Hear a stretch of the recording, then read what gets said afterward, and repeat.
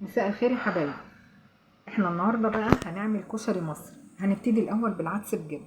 هنعلق على العدس بجبه. هنعمل ايه؟ هنحط العدس بجبه في الحله، وعليه وعليه نص معلقه كمون، فصين توم، معلقتين بصل، شعرة سكر وشعرة ملح. دول العدس بجبه. هناخد معلقتين صلصه نحطهم عليه. خليكم معايا.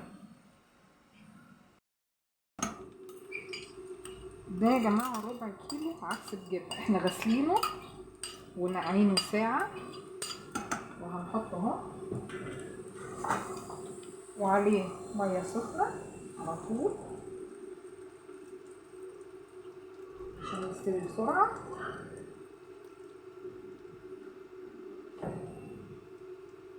اول ما هيغلي بس غلوه هنحط باقي المكونات. الصلصه بتاع الكشري يا جماعه هنعملها بالثوم. احنا ما كنا بنعملها الاول بالبصل، لكن مش هي دي النكهه بتاعتها، لكن بالثوم احلى بكتير من البصل. هنا دي صلصه الكشري يا جماعه.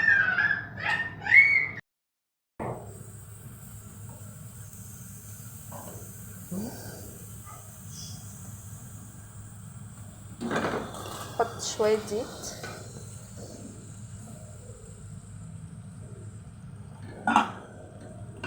هنشوح التومه بس تشويحه بسيطه خالص، علشان مش عايزين تدي ريحه مش تمام، يا دوب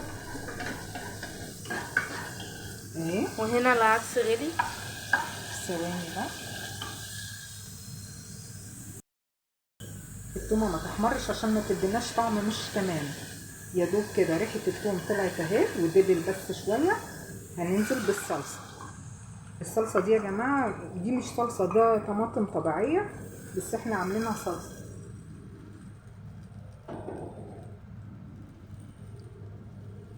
هنا هنضيف الاضافات بتاعتنا اهي: البصل بفصين الثوم بالكمون بالملح بالسكر. دي بس حاجه العدس بجد، طعمه بيبقى خطير. هحط بس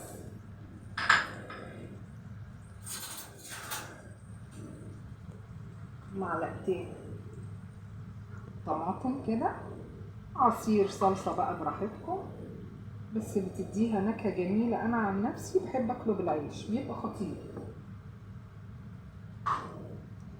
خلاص كده هنغطي عليه يستوي.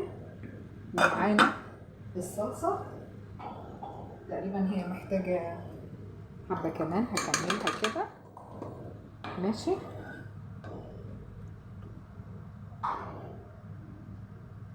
هنحط لها شعر الكمون، على فكره ريحتها مع الثوم تحفه.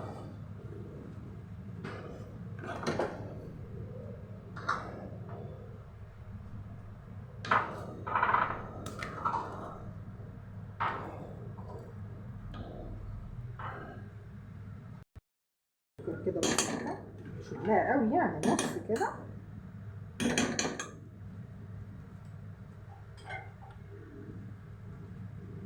وهنسيبها تغلي شويه.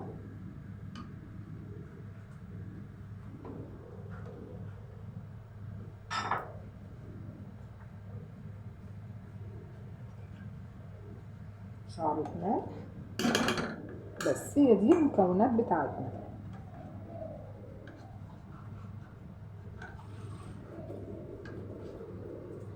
هنضيف بس شوية مية عشان تستوي التونة بالصلصة. بس كده احنا خلصنا الصلصة. هنسيبها تغلي غلوة هنرجع لكم وهنرجع تاني. البصل عاملينه اهو، هنحط عليه بس شوية دقيق عشان يتحمص معانا كده اهو. طبعا المكرونة انا سلقاها علشان ايه ماخدش من وقتكم كتير اهي. ثواني. البصل اهو في اللي هو بالدقيق ده، حطيناه اهو في الطاسه. نقلبه. هاتي تغلي اهي.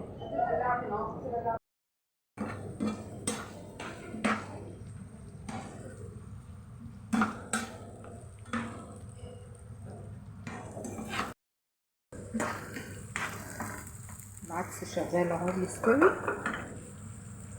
هنحمص البصلايه نحمرها شويه، واحنا طفينا خلاص على الصلصه.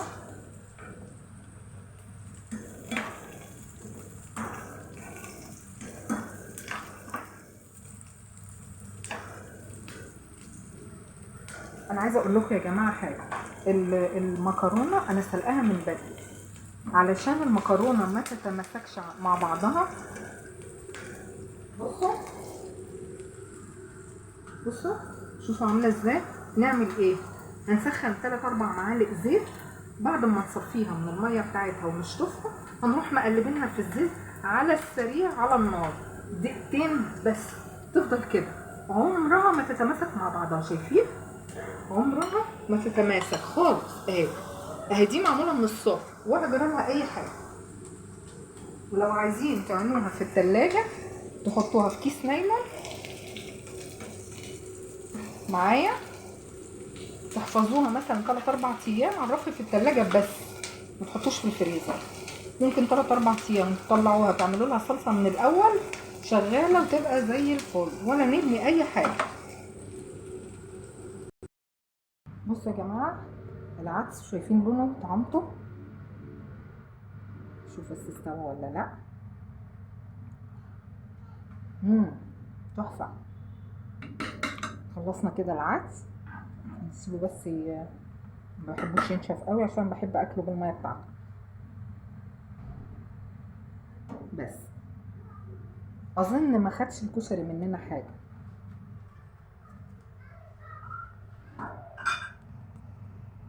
وخلصنا هنا البصله.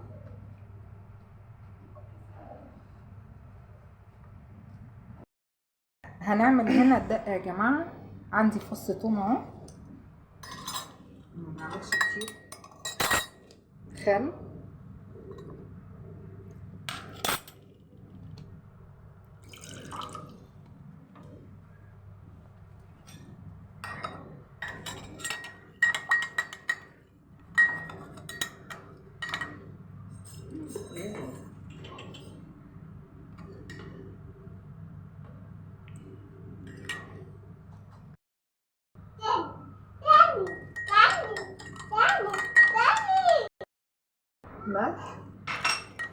ملح وشطه وخل وثوم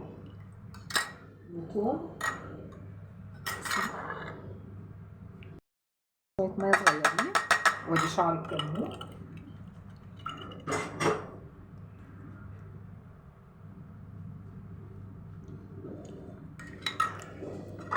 هنغرف بقى.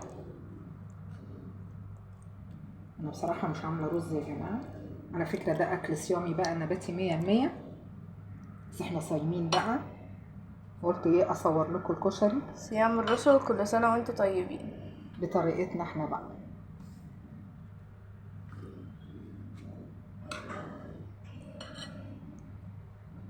مكرونه. عشان كده مش بنعمل رز، عشان الرز مش بنعرف ناكله غير بالزبدة، فمش بنعمل كشري. العدس بالجبه جربوه بطريقتي يا جماعه، تحفه. فصوص الثوم دي بتدي نكهه، لو دقتوا طعمه